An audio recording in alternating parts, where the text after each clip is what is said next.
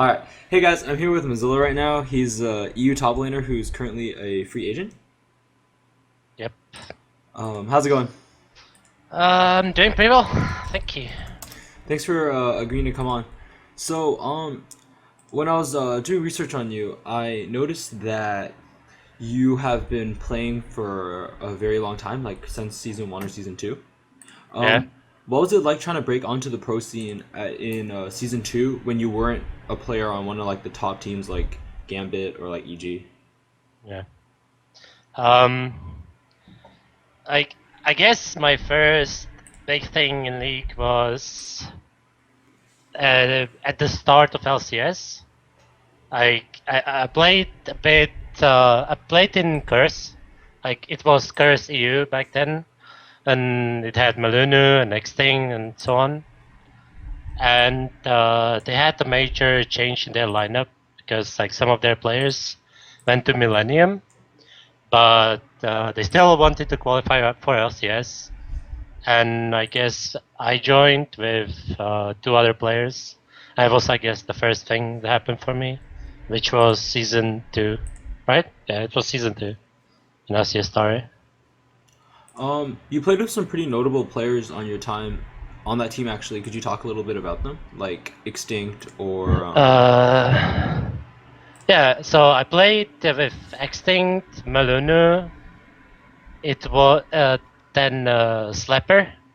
It was the Eddie Carey was known for his Ash.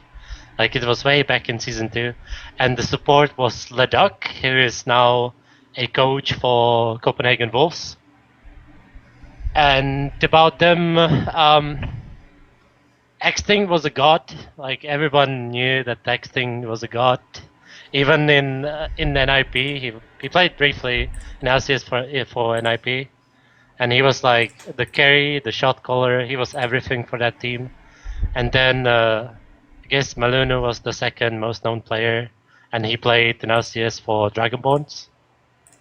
And that team was evolved around mid lane jungle synergy pretty much. Yeah, you ended up replacing Angush, who was yeah. a very he's a very I guess controversial player at the time. Could you talk a little bit about him and what was it like stepping into his shoes? Because I thought he was a very big voice on that team.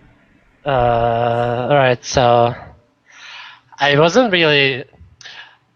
I joined them because I kind of wrote to Melina that I would like to try out, and they're like, "Yeah, sure, why not? Let's just come in and play." And I played some scrims and some team ranks, and we were doing really well. So I like I don't think I felt like I need to fill in the big shoes. Like, of course, Angush was he was a really good player in my opinion. But I guess there was some internal issues between some players and him. I suppose. Like I didn't really ask because I couldn't be bothered back then, because it wasn't my issue. Like it was their thing, and I didn't really care. All I wanted was to get a chance and play. So yeah, but You said the team ended up disbanding. Was this because you guys did not qualify for LCS? yes, that's the case. If you guys had managed to make it into LCS, do you guys think do you think the team would have been any good today? Like, do you look back at that lineup and you're like, those were some good guys. Like, I think we could have made it far. Hard to say. Maybe like you can never tell because it's the situation of what if. So I guess maybe something like I don't think we would be because that was an era of CLGU and Moscow 5, and they're like the best teams of Europe, and I guess we would be like low, like a bottom team, right? Maybe, I guess, but maybe we would stay in LC sometime. Afterwards, you formed a team called Esport for Life, which had is this, and then the team had yourself, Cotton X, Freeze, Sin Wayne, and Super AZ. Yeah. Could you talk a bit about that lineup? Because those are some pretty starry names. Like, that sounds like a strong team. What happened with that? Uh, all right, so that was one of my biggest mistakes I've ever done in my career. Because after Curse disbanded, I kinda I was chatting with Cotton X a bit for like what we could do and maybe to potentially get some players in. And we had completely different before we got some like before we got Freeze and Citizen Vane, like the lineup was, but it was like a matter of 3 days before uh, between the players changed. And so I proposed Freeze because he is my real life friend, and I spent some time with him in some regional teams. And I suggested him, and then Citizen Vane joined in. But apparently, Citizen Vane had already made a deal with Reckless to join Fanita, and he asked me to join. And I didn't really want to do it at the start to play with Freeze, but then kind of agreed to it because it was Fnatic and I thought it's a big shot and maybe, I don't know, it could have been a stepping point, but yeah, it was a mistake because afterwards Esports for Life became, um, what was it, Summarizing Genes, right? With Maluno, Extinct, the Young Buck, and Unlimited on support, right? No, actually they had Cotonix, Extinct, and Young Buck on top lane, right?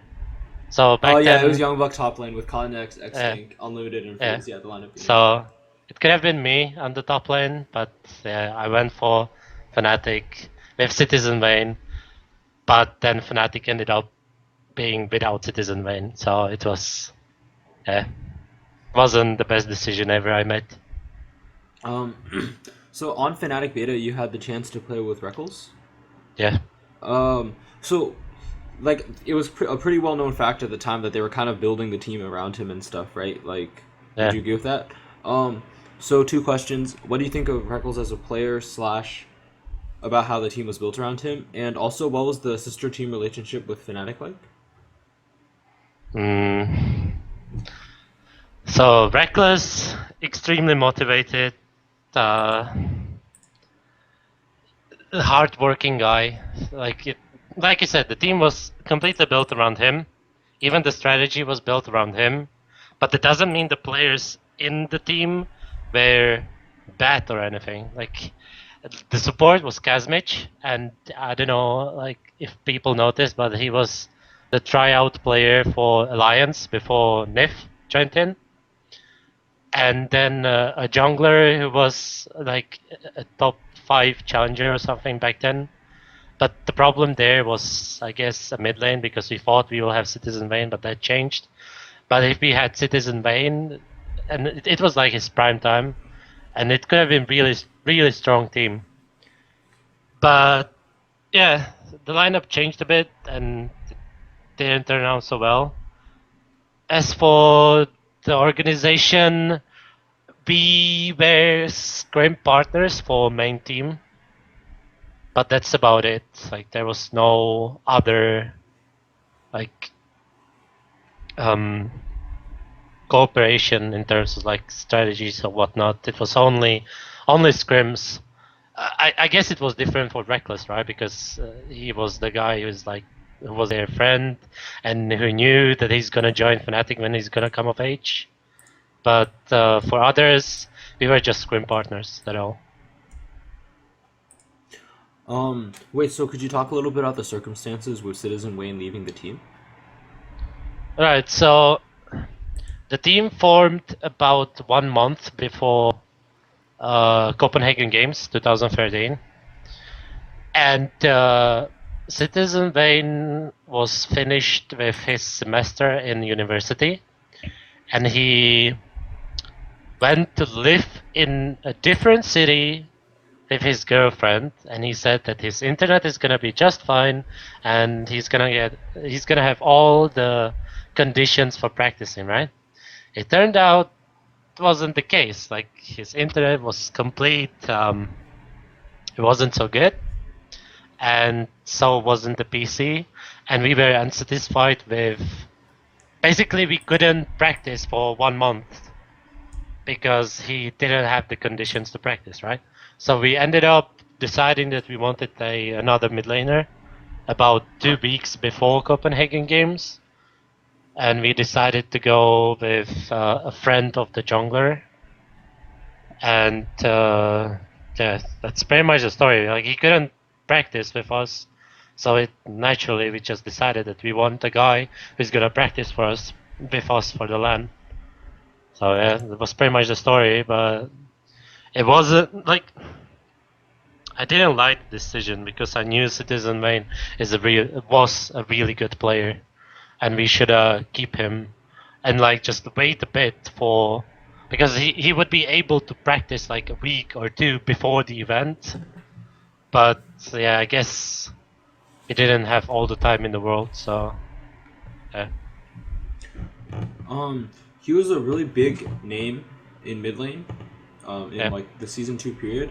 But I think that not a lot of people like really like watched his games, like knew a lot about him. Could you talk a bit about Citizen Wayne's playstyle, or like champs he liked, or like what exactly made him so good?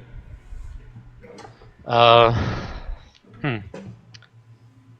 I guess I guess he was like I would say the closest player in terms of playstyle to him would be Froggen. Like they had similar champo, like he loved Anivia. He played Twisted Fate a lot. Like he had a big overview of the map and in team fights. Like he knew what to do. Exactly. It's pretty much the best quality. Like that was his biggest quality. Like he knew what to do in each situation and he made the really good decisions. And he was also a shot caller, which was a big thing from mid laner. It was like the complete package. Yeah. So what did you do afterwards after leaving Fnatic Beta, Fnatic dot Beta? Um. Hmm. I think. Oh yeah. I decided to go back to playing like regionally. Like I'm from Czech Republic.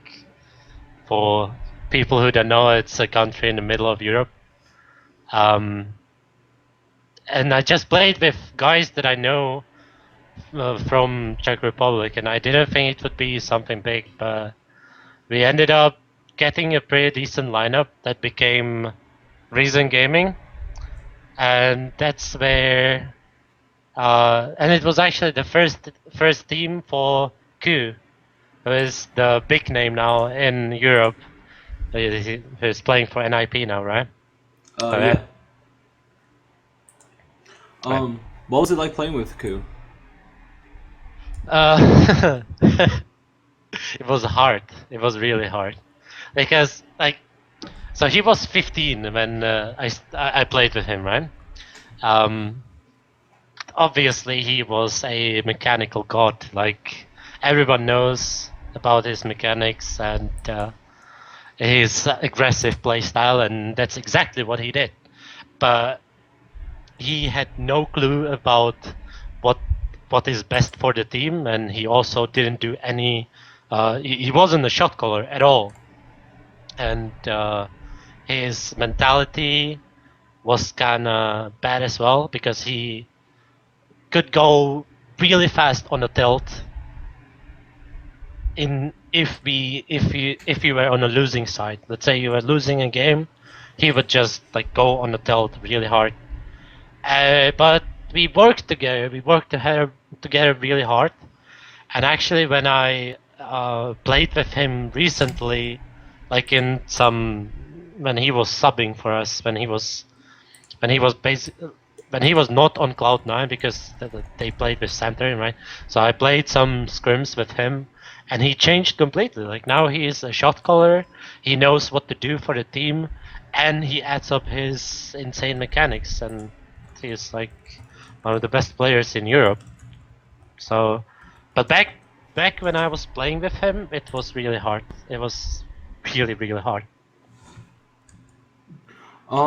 So was this because of like a kind of like a solo queue mindset? Like he came in out of like a lot of solo queue practice, and then he transitioned into. Yeah, Think this is yeah. like a difficult transition for most players, or was it more like just for a few, or like what? Yeah, he was playing like a solo queue. Like he was complete solo queue player. Like, but he was a god solo queue player, so we were okay with it because he carried most of the games alone. Uh, as for transition, it's hard to say. I guess I guess it's a bit different now when like all players who want to do something in league are watching LCS games and like they have this they have a clue what about strategies and whatnot. But like 1 year ago when like all you needed was just play solo queue, it I guess it was harder like 1 year ago, but now I guess it's so much easier because like you are just not gonna get picked off by a team as a solo queue player. Like it's a basic requirement that you played in the team and you have a clue. So yeah, I guess the transition nowadays is much easier. Um, so what were the circumstances around Reason Gaming's disbanding? And I believe Ku left the team earlier before, like Ku left the Yeah. team, and then later on the rest of the team disbanded. Could you talk about both instances and what happened? Mm, he left before DreamHack. He left before DreamHack Bucharest. Because I don't even remember. I think it was just he wasn't happy with our performance. I guess. Like yeah, I would say it was results. Like he wants to be the first every time, and we were not like the biggest disappointment that we had in Reason was when we didn't qualify for the LCS tournament in Tenerife, Spain, and we lost to TCM. Like it was JWoww and other players that were playing in TCM, and they made it to Tenerife and won the tournament later on, I think. But we lost to them 2-1. Like we won the first game, but lost 2 games after, and it was like the it was major disappointment for us, and I guess that's where things changed in relationship between us and him. So he decided to leave, and we knew that when he's gonna leave, that the team is gonna disband because he was like the star player, right? So yeah, that's pretty much it. And then now we're moving on to your time on SK Prime, or was there a team in between, or was SK Prime the one? Uh, no, it was Escape Arm. Could you give us a bit of a rundown of like the players on the lineup? Like talk a bit about like how they worked in the team dynamic and like their champion pools and such. All right, so I guess me as a top lane, right? It was I guess the prime shot caller. Like I was doing the important calls, like later on, mid game, late game, playing tanks, like what meta required, like Shyvana, Renekton, and all that stuff, like tanky stuff. Um, as for jungle, we had. Do you want me to talk about the players before, like roster changes, or like like the final lineup that we had? Yeah, could you talk about both? Like, could you talk about who you guys? Because there were some retirements on the team, but could you talk about both? Like, who you guys had before, and like who came in, and like what the difference was? Right, right. So we had the lineup, like the final lineup was much different from the starting lineup. Pretty much everyone on the team except for me changed at some point. Like I started with 4 different players, and like as time was going, like we changed every single position. We started with support, which was Steve, like 6, and yeah, he was like the calm guy. He was giving motivation to everyone. Um, yeah, he was a support player, right? Like, what can you say about support player? Like, he was playing. He wasn't playing too much Leona. Like he was more of a like fresh karma, that kind of stuff. Not too much of an engage, I guess. Then we changed a mid laner and we got Exila, who was friend of Six from previous team, and he was really high up in Challenger, and we got him like when we were considering which mid laner we should get.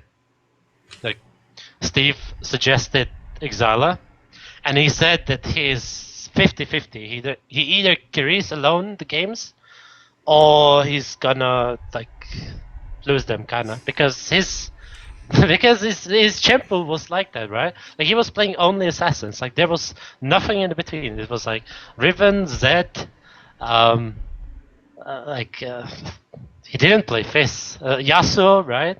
And all these assassin kind of Kazakhs, all these assassin champions. And if he didn't get rolling, he would be just useless for the team, right? And there was no way we could change that champion pool. Like, that's how he plays. Like, he's super aggressive player with really good mechanics. That's how he is. So we just decided to play around it because that's what you can do after all, right? Anyway, then we changed an AD carry.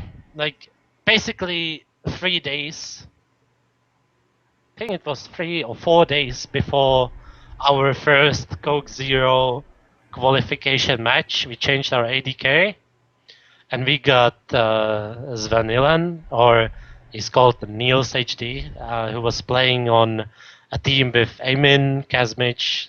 Like he's one of the best AD carries I've ever played with. Like insane mechanics, positioning, laning phase. I wouldn't be surprised if I would see him in LCS. Like he's really good. Like really, really good. And the last player that we changed was a jungler, which was I think it was in the middle of a first split, or maybe at the beginning of a second Coke Zero split. I don't really know. But we changed the jungler as well because we wanted someone who is playing more aggressively in the jungle, mainly because of our mid laner's playstyle, right? Like if you have a aggressive mid laner, you want the jungler, it's gonna help him out in the jungle. So we wanted someone aggressive as well in the jungle. And we got Broto. That's a European player that played in many teams as well. And yeah, he was kind of the same thing as Exala. Like he either carried or he was non-existent in my opinion. Like, but that's like it's harsh to say because like every match is different, right? But like they mostly carried, so like they were really good. So I guess that's about like the lineup. A few questions. So you mentioned that you were the primary shot caller on the team. Yeah. So there's been a lot of talk, and people seem to think that top lane should not be the shot caller. Like that's like there's like kind of like a stereotype about that. Do you like would you say because as a top lane shot caller would you disagree with that, or would you say that top has like certain advantages when it comes to shot calling? No, I think top lane shouldn't shot call like at all. I think it's the worst position that in terms of shot calling. Because like top lane is like an island, right? Like everyone knows that top lane is on its own. Like nobody cares about top lane, and you don't see everything on the map. Like the shot callers should be support and jungle, but in every team that I've been in so far, other than Curse, needed a shot caller, and I just stepped in that position. But in every team, I tried to convince a jungler or support to make more calls in the early game because they are, after all, the ones who have the most overview of what's going on in the game, and the jungler should be the one who like says what he wants to do in the early game because it always evolves around him. It's not about the top laner or whatnot. But as for mid game and late game calls, I think anyone can do it because like that's the point where you start grouping up. So anyone can do it. But for early game, it should be support or mid laner could do it as well because uh, everything evolves around mid lane lately. But yeah, I don't think top laner should be calling in the early game, but later on he can. So, what were the strengths and weaknesses of that SK Prime lineup, and why did the team ultimately disband? So strengths, we were really good individually. Um, we were a snowbally team. Like once we started snowballing, we would just finish the game really fast. Um, we outplayed lanes most of the time. And weaknesses, we were really predictable. We were not playing as a team. We had sort of bad mentality in terms of champion pool and practice regimen. Like people didn't really bother playing solo queue, which is a mistake in my opinion. Like you need to play solo queue, like that's a fact. And the team disbanded because we played horrible in Copenhagen Games 2014, and we had a terrible result, and yeah, like we just didn't play as a team, and then two players retired, and like before they retired, I suggested that the team should continue with changing one or two players, but then there was a vote from a manager if we want to disband or not, and I was the only one who was against the disband. So it was almost unanimous decision to disband, pretty much. So, how helpful was the SK organization? Uh, Everything we needed was provided to us. Like, was nothing. Like, SK as an organization is awesome. Like, they provided everything we needed from uh, bootcamp area, like, traveling gear, all that stuff, right? The only thing that we didn't have was like we did absolutely nothing with the main team. Like we didn't even scrim them. Like there was nothing we did with the main team. And lately there is the big topic about coach and analyst, and like everything was for the main team, which is like it's logical, right? Because they are in LCS and we are amateur team. But I don't know. Maybe an analyst or a coach would be something that would make us a great team, but that's not something we had. But I don't think that's a problem from an organization. Like something that we should have asked for, but we didn't as a team. But yeah, SK is a great organization, and like a big thanks to them. For, yeah. So then I wanted to ask about the teams that you guys, some of the teams that you guys played against in the Challenger Series. All right. So, I guess that some of the most notable teams that were in the Challenger scene were NIP, Cloud9 Eclipse, and Ocelot's team, Gamers 2, which you guys took out in the first split, right?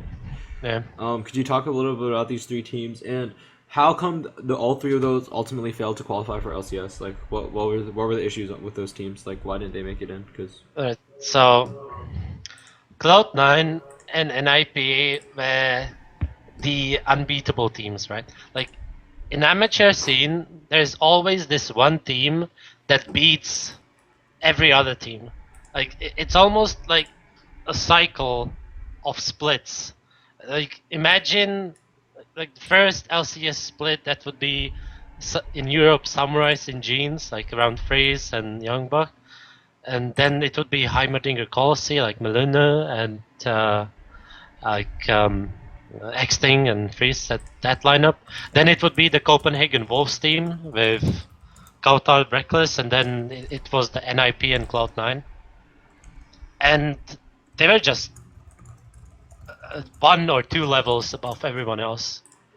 And I actually expected NIP and Cloud9 to qualify because they didn't. We never scrimmed them. Like we never scrimmed these two teams because A, they could have scrimmed any LCS team because they were LCS material.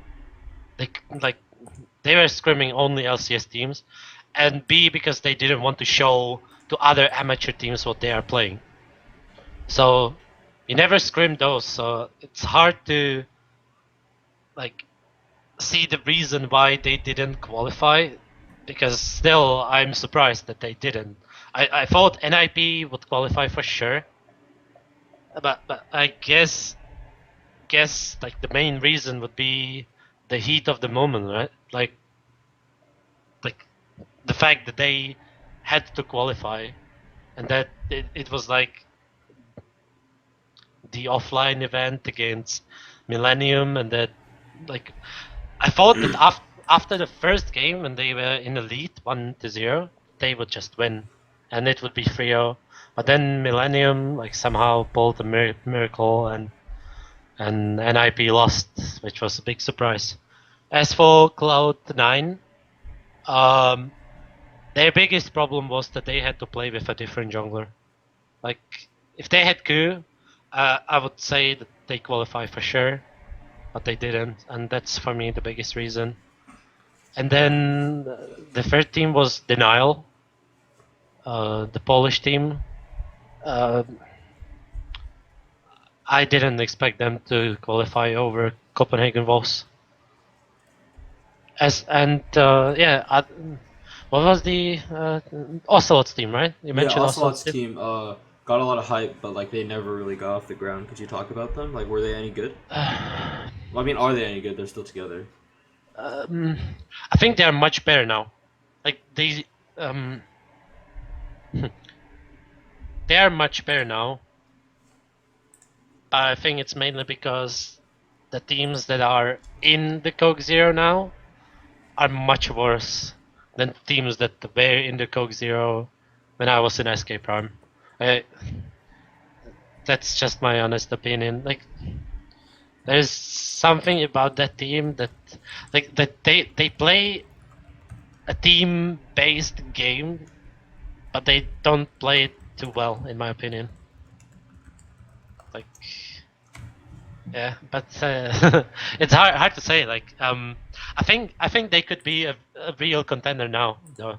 Like with NIP, they could be like the new Cloud9 maybe, like the second team next to NIP, right?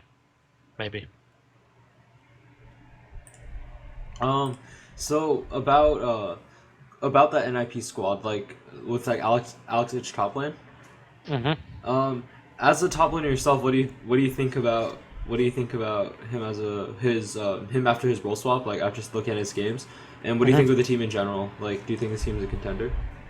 I think Alex is really lucky that there's not that the tank meta on top lane is slowly like going away. Like I think he's really lucky in that he can play his AP champions in top lane.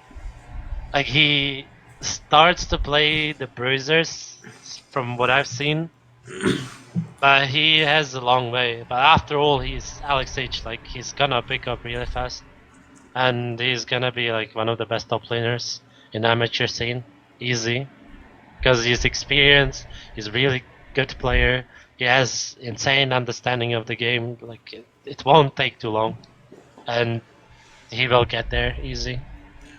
But I Um, think he's really lucky that he doesn't need to play the tanky champions like Shyvana or Renekton, because I don't think he would enjoy that.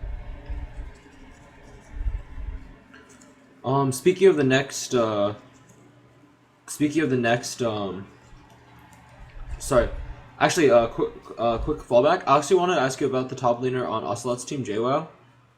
Yeah, What do you think of him? Because he's also received a lot of attention. he got a lot of attention because it was in the time where he could play aggressive top laners, but then tanky meta came back, and he wasn't really good at tanks, in my opinion. Like he was one of the top laners that I was scared to play against.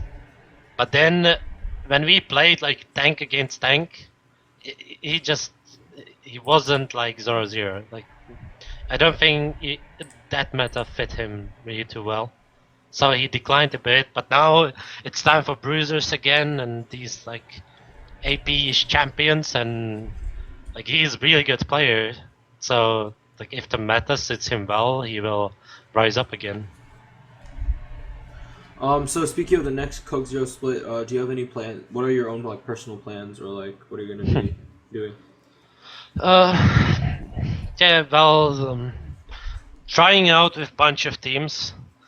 Um, now it's just one that I really like that could work out. It's purely filled with challenger players, and yeah, but I know maybe it could work. But after all, what like if you're an amateur player, like all you can do is just try again and again, over and over, right? And if your team disbands, then you need to try again. It's like that's what you need to do as an amateur player, unless you are a player that's like in top 10 of challenger ladder, which devotes a lot of time. Then you just need to hope that you go into a team that's gonna fit together and that's gonna like make it far in Coke Zero. But I'm not playing in the first split, so I guess second split is where I'm gonna play at. And I have a team that could very easily make it there, in my opinion. But it's still in the tryout period. Like we played 2 days. Like it's almost nothing so far. So yeah, I'm just playing solo queue, and maybe this team will work out. What do I know? Okay, so now I wanted to move on to thoughts about the scene, like metagame thoughts and hypotheticals. So, there's been a lot of talk about how the EU scene has like weak infrastructure. Would you agree with that? Yes. Could you talk a little bit about like what are the issues in EU compared to like, for example, NA? Like everyone knows that like Korea has like really strong infrastructure, but like EU versus NA, like why is there an infrastructure discrepancy? Mm. So, the biggest thing that every team is getting right now is coach. It's not an analyst. Like pretty much every single challenger, I mean, LCS team already has an analyst. It's like analyzing other teams, what they do, at what part of the game and whatnot. But coach is something different. Coach, like, when I was younger, when I was like 10, 12 years old, I played soccer. And like when you are this young, that's where you meet this infrastructure that an esports needs, right? Like you have a coach and you need to listen to him. Like you listen everything that he says. He's like the boss, right? And that's something that league kind of needs. Like if you look at SKT, like Koma is a coach and players are listening to him completely. Like he's an authoritative person, and whatever he says, the players will do. But it's hard for a player to listen to the coach. Like he needs to have deep understanding of the game, and he needs to be the voice on the team. Like he needs this aura around him of like the guy that like you listen to. And my understanding is it needs like maybe one season more before the players from season 1 and season 2 retire, because like those are the players that are going to coach you. Like they are the experienced guys who played many events and that are going to be the big voices on teams. Like example already is like Send Wishes for Curse, or I don't know, maybe Hotshot for CLG, right? Even though they got Monte Cristo now. Reginald and Oh, Robin on TSM, yeah. Reginald would be the good example as well, right? Like they are the coaches, and players listen to them. Or like the second scenario would be that a guy that already met a good coaching infrastructure and learned something from it, which would be Super Hardcore's Last Shadow. Like he's a guy who met a Korean infrastructure, learned a lot from it, and he's taken it over to Super Hot Crew, which is a big step for them, and they're gonna be a serious contender for, in my opinion, because and other guy is obviously Monte Cristo, who's like one of the best coaches in the world, in my opinion. But for Europe, like there are not many players from season 1 and season 2 that retired, and if they or they didn't retire yet, like season 1, season 2 teams that like the big names are I guess CLGU and M5, and those guys are still playing. So I guess it takes either an organization that's gonna, I don't know, maybe bring someone over, or like gonna find some guy that already has an experience in coaching.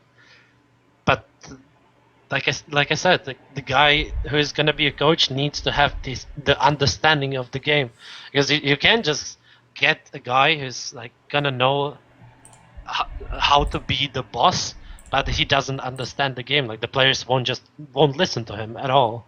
So that's the problem for European teams right now.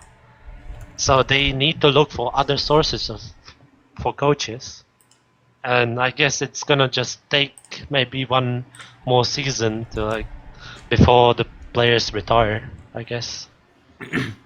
Um, sorry. A similar stereotype is that organizations in Europe are like kind of sketchy. Like when I interviewed Broken Shard, he told me that Dragonborns was like a really bad organization. Have you personally had contact with that, or have you like heard of it, or like do you agree that this is an issue? Um, I had the luck that I always met in organizations that were legit.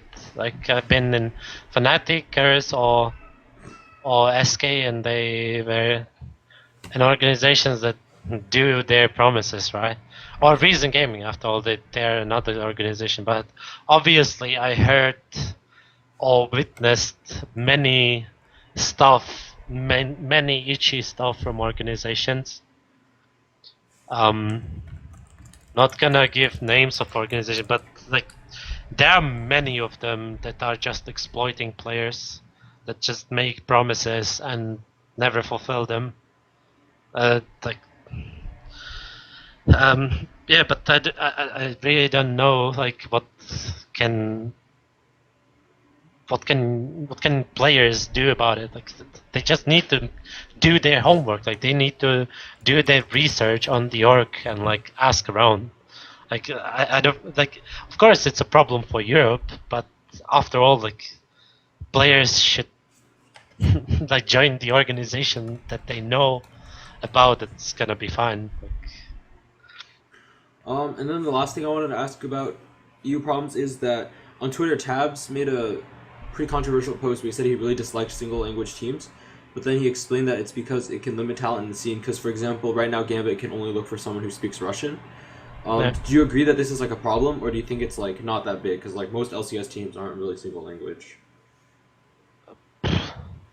Not that big in my opinion. Like there is a team that's playing like that's one of the best teams in the world for 4 seasons, so I guess they have to be do something right. Like the other language that's like is probably Polish. Like there's a lot of Polish players in LCS. I guess there's 10 of them right now. Like 2 teams, no one team and some Polish players. So I guess it's like 2 teams that speak the same language, and they have a smaller pool of players that they can choose from. It's their problem, but after all, if they need to eventually change a player, I am fairly certain that they can speak English, every single one of them, because like after all, I guess they're all learning English for purpose of LCS. Like example is Diamond Prox. Like he couldn't say a single word in English, and he just learned. So I wouldn't be surprised if Gambit picked like a guy who wouldn't talk Russian. Like sure, it's gonna make them worse because like it's a big deal in terms of communication. Like, but I don't think it's that big of a deal. And like, if it is a big deal for the team, well, they will just get relegated, and then it will be another team, right? It's like that simple. How good do you think? How strong do you think Gambit will be next split without Alex Ich? Not as strong. No, not at all. Do you think they'll stay Like, in the LCS? um, hard to say because like Copenhagen Wolves are much weaker now. You can never know how Millennium is gonna play, and what was the seventh team that was going into relegation? Super Hot Crew. Support Group. Yeah, well, they are gonna be much stronger now. Um, Oh, why do you think they'll be much stronger? just because of the coach. Oh, I see. Like, he will do. Like, if they listen to him, he will do big stuff for them. Like, example is SK. Like, they got a coach, and they listened to him, and they fixed their issues, and they finished second. So, yeah. I don't know. I think Gambit will possibly be. It's hard to say. It's Gambit. Like, they're. It's Gambit. Like, you can say that they are gonna be a bottom team, but if you look at the results from first split, I mean the split that was the spring split, then it's possible. But if they go into relegation game and they will go from like sixth or seventh place, so they won't meet NIP, like or the first team. I don't know who's gonna, but it's safe to assume that it could be NIP. I think they are gonna stay. I just can't imagine that they would like get relegated. Yeah, I don't know. I don't think it will happen. Um, okay, so then I kind of wanted to talk a little bit about, I guess, yourself as a player. Mm-hmm. Um, well, so like you're kind of like an amateur scene player, so like not as many people here know you. Who would you compare your playstyle to? Like a notable top lane player you would compare your own playstyle to? I guess Wicked. We have, when I'm playing him, we play kind of similar. Yeah, so I guess his playstyle. After all, when I was learning League, like, like I think what player can do for him, for himself, is just watch a player that he really likes and like watch everything he does and then learn from it. And I watched the most Wicked when like back in season 1 or 2. So I picked a lot of stuff from him. So I guess he would be the closest for me. What are your like personal favorite champion picks in the meta right now? Whatever meta needs. Like bruisers. I don't know. I don't really like the AP champions on top. Like I mean I play a Rice obviously, but I don't think like I've seen LeBlanc and like Lulu and whatnot. Like I don't think they're that great to be honest. Why I not? still I still like. No? Oh, like why not? Why aren't those picks that great? Like, No, I just have a different understanding from the top lane what he should be doing. I think they shouldn't be. They should be the first ones to go into team fight and the ones to soak up damage. And I don't think Lulu is doing that. Like she's just kiting around. And if your jungler is someone who's gonna wants to play aggressive and like, and that's an example of Ku. Like he's gonna build some champion that's gonna build damage, and like sure, like there is a lot of utility around Lulu, but I just don't think that she's like that great on top. Like, sure, she's a strong pick, but I just don't like her too much on top. I just like more tanky champions that can soak up damage and deal a lot in return as well. But I like also bruisers like Jax Aurelia and uh yeah, like just the standard stuff. And then I really I really like Lee Sin top lane now and Jarvan actually. I think they are really good. Oh, why do you think Jarvan's like a strong top lane pick right now? Just because of the new patch. It's actually something that I saw. Like I thought about it myself, but then I got a confirm from Korea. Like when I watched some players, because he got buffed a lot. Like his W, like you just max W second now. Like you just get 2 levels early into W, and since it costs so little mana, it's like you can just build the Tiamat and like tank and do damage at the same time. It's kinda kinda a Renekton with shield, but with mana. Because like Renekton is all about early game and early game power, and Javan has exactly that. And on top of it, you get a massive shield if you max it second in team fights, so you can build more damage. I think he is really good pick now. Um, okay, so do you have any other like metagame thoughts that you wanted to bring out right now? Like you're like, oh, I think this item, for example, or this champion is underrated. Uh, hmm, not really. I'm still no, not really. Like, I think lately the Cassidin that everyone is saying like Cassidin is really good. I think he's not that good. Cast it in top. No, mid. Oh, Like okay. you said meta, so I'm just like saying Oh what yeah, yeah. comes No, to no, my I did head. mean meta. Yeah, you don't think it's Uh, that good? no, I think it's not that good. Like it takes a long time for him to get some damage. Like it takes too long. Yeah, as for top lane, like I don't know, like people just play the same stuff over and over.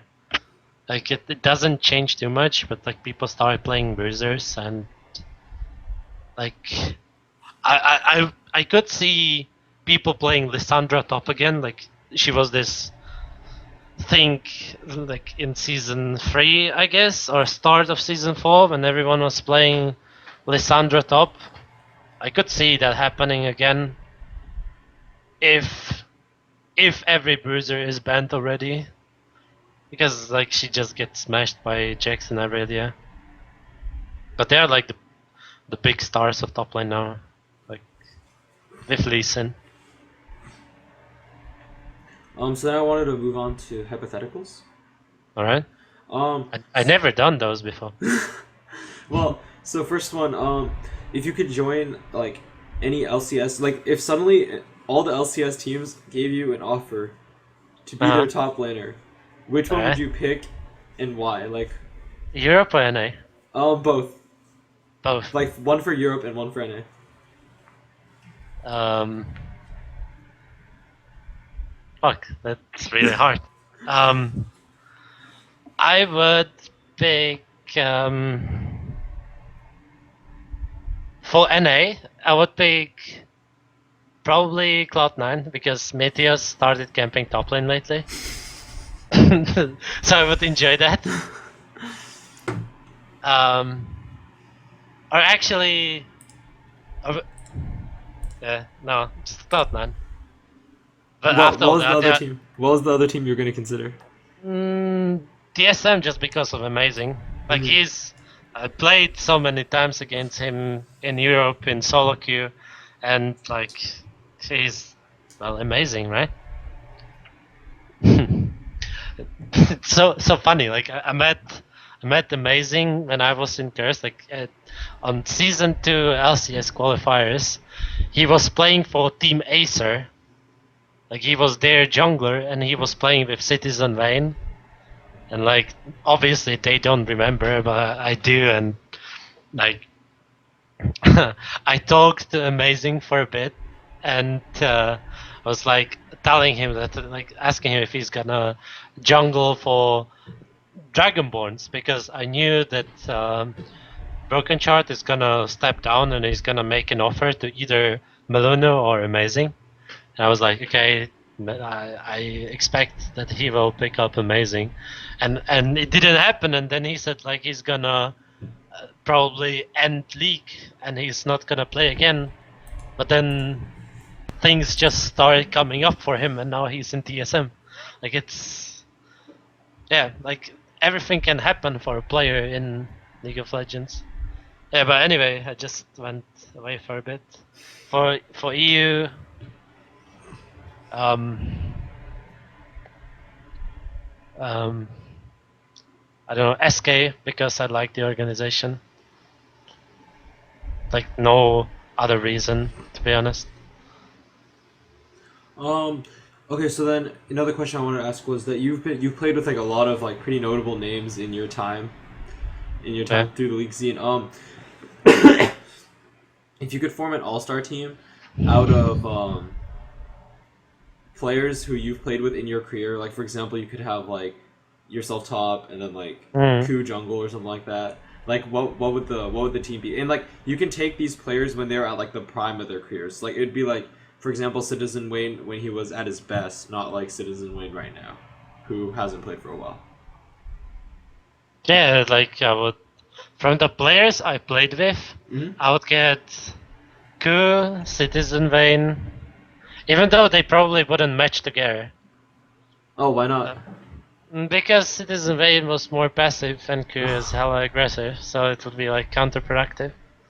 But yeah, just out purely on their individual skill, these two, and then for bot lane, uh, I guess, yeah, well, Reckless, right?